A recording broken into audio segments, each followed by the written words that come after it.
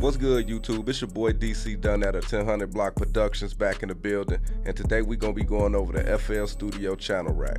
Up here in your top left corner, you got your channel options. Your channel option is where you can add channels, clone channels, delete channels, and group different channels and different things of that nature. If you right click this button right here, this is for your loop mode options. Right here is your channel display filter. If you want to display all of your channels or group certain channels and only display those, this is where you will do that at. This button right here is to pause and play whatever pattern that you're working on. This right here is the main swing for every channel in the channel rack. Right here is your pattern length. You can just right click and choose how many bars you want your pattern to be.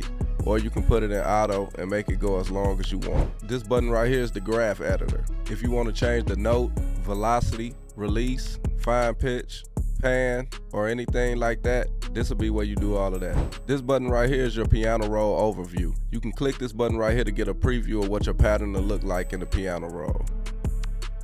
You can left click this button to mute and unmute it, and right click to solo and unsolo.